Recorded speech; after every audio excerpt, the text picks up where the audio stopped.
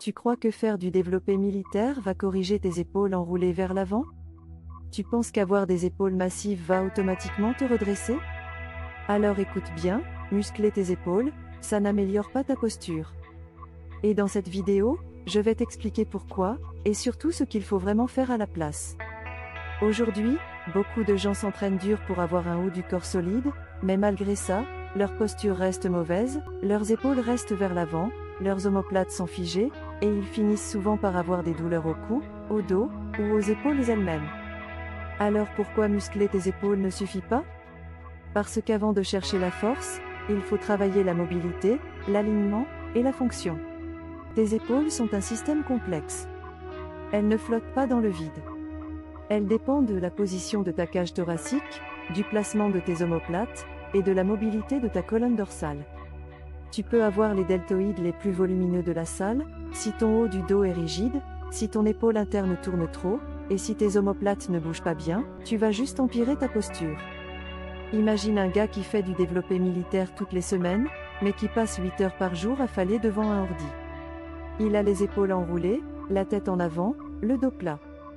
Quand il pousse au-dessus de la tête, il compense avec son bas du dos, il serre les dents, il se contracte au maximum, mais en réalité, il renforce un schéma de compensation. C'est comme rajouter des murs solides sur une fondation bancale. Ça ne tiendra pas. Et à long terme, ça crée des douleurs, de la raideur, de la perte de mobilité. Ce qu'il faut comprendre, c'est que ta posture, ce n'est pas juste une histoire de muscles forts ou faibles. C'est une question d'équilibre musculaire, de mobilité articulaire, et de coordination. Et le problème, c'est que beaucoup d'exercices d'épaule classiques ne rééquilibrent rien du tout. Ils renforcent les muscles déjà dominants, comme le deltoïde antérieur ou les trapèzes supérieurs, au lieu de réveiller les muscles stabilisateurs profonds, comme les fixateurs de l'omoplate ou les rotateurs externes. Un exemple simple. Tu fais du développé militaire, ou des élévations latérales, mais tu n'as jamais travaillé la mobilité de ta cage thoracique, ni appris à bouger activement tes omoplates pendant un mouvement? Alors ton corps va trouver un chemin de moindre résistance. Et souvent, ce chemin, c'est la compensation. Tu lèves le bras? Ton omoplate ne suit pas? C'est ton trapèze supérieur qui prend le relais. Résultat, tu développes des tensions au cou, une compression de l'épaule, et une mauvaise mécanique articulaire. Et c'est là qu'intervient un concept clé, la dissociation scapulo-thoracique. C'est ta capacité à faire bouger tes omoplates sur ta cage thoracique, indépendamment de ton bras. C'est la base de la posture et du mouvement sain.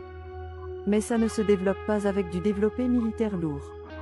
Ça se développe avec des exercices de mobilité active, de contrôle moteur et de stabilité. Alors qu'est-ce qu'il faut faire concrètement? Voici un plan simple en 3 étapes. Étape 1, ouvrir ce qui est fermé. Avant de renforcer quoi que ce soit, il faut créer de l'espace. Ça passe par la mobilité thoracique, c'est-à-dire la capacité à étendre et à faire pivoter le haut du dos. Si ta colonne dorsale est figée, tes épaules seront bloquées en avant. Donc on commence par débloquer. Des exercices comme le foam roller thoracique, le thread the needle, les rotations en position quadrupède, tout ça va libérer ton dos, ouvrir ta cage thoracique, et te permettre de repositionner naturellement tes épaules.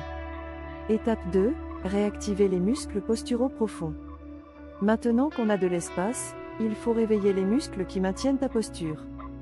Pas les deltoïdes, mais plutôt les fixateurs de l'omoplate, trapèze moyen, inférieur, rhomboïde, dentelé antérieur. Exemple d'exercice? Le high raise au sol ou contre le mur, le wall slide avec le dos bien plaqué, le serratu wall press, le scapula push-up. L'idée ici, ce n'est pas de charger. C'est de retrouver du contrôle, de la sensation, de la précision. Étape 3, intégrer le tout dans le mouvement. Une fois que tu as libéré, puis réactivé, tu peux intégrer ça dans tes exercices classiques, mais avec une conscience posturale beaucoup plus fine.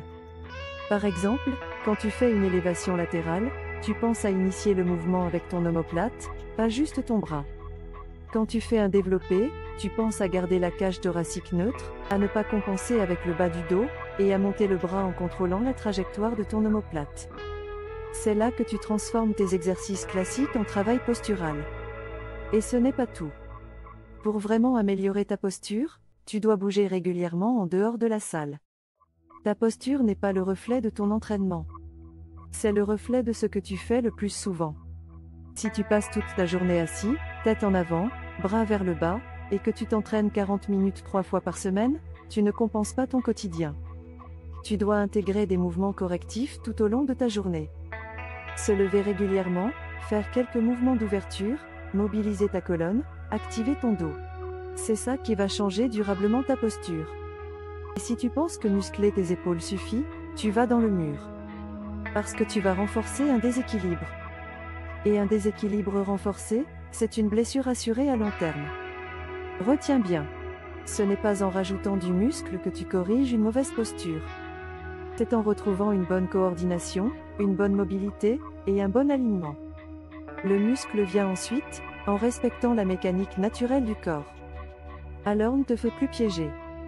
La vraie posture, ce n'est pas une position figée, droite comme un piquet. C'est une capacité à bouger librement, sans compensation. À respirer, lever les bras, tourner, tirer, pousser, tout en gardant ton axe naturel. Et ça demande plus que du développé militaire. Donc si tu veux de vraies épaules fonctionnelles, travaille ta mobilité thoracique. Réveille ton dentelé.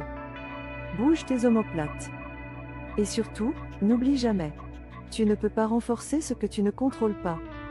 Et tu ne peux pas contrôler ce que tu ne sens pas.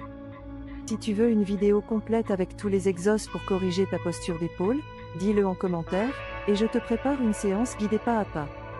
Abonne-toi, active la cloche, et garde à l'esprit, c'est ton corps, ton mouvement, ta responsabilité.